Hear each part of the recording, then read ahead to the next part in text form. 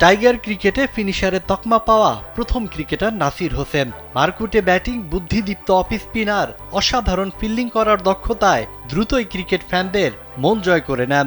2011 সালে আন্তর্জাতিক মঞ্চে অভিষেকের পর 2018 সাল পর্যন্ত খেলেছেন দাপট নিয়েই। 7 বছর জাতীয় দলকে সার্ভিস দেয়া নাসির 7 বছর ধরে আবার জাতীয় দলের বাইরে।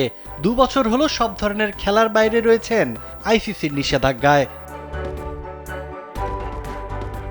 আবুধাবি টি10 লিগে দুর্নীতির দায়ে 2 বছরের জন্য তাকে নিষিদ্ধ করে আইসিসি। আইসিসির দেয়া শর্তগুলো পূরণ করতে পারলে আগামী 7 এপ্রিল আবার ক্রিকেটের সঙ্গে যুক্ত হতে পারবেন নাসির। ঈদ বিরতি কাটিয়ে 6 এপ্রিল শুরু হতে যাচ্ছে ঢাকা প্রিমিয়ার লিগ। গুঞ্জন রয়েছে ডিফেন্ডিং চ্যাম্পিয়ন আবাহনীতে খেলতে পারেন নাসির। ডিপিএল সামনে রেখে টুকটাক অনুশীলনও শুরু করেছেন 33 বছর বয়সী ক্রিকেটার। টি10 লিগে খেলার সময় একটি আইফোন 12 উপহার নিয়েছিলেন নাসির। সেই তথ্য গোপন করায় পান শাস্তি। ক্যারিয়ার জুড়েই নানা বিতর্কে জড়িয়েছেন নাসির হোসেন। অনেকবারই গুনতে হয়েছে জরিমানা, তবে এতদিন খেলার বাইরে থাকাই সম্ভবত সবচেয়ে বড় শাস্তি।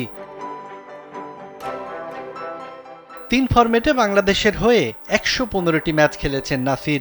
এই সময়ে 2695 রান ও 39টি উইকেট নিয়েছেন এই অলরাউন্ডার। এরপর জাতীয় দল থেকে বাদ পড়লে মূলত ঘরোয়া ক্রিকেটেই খেলতেন তিনি।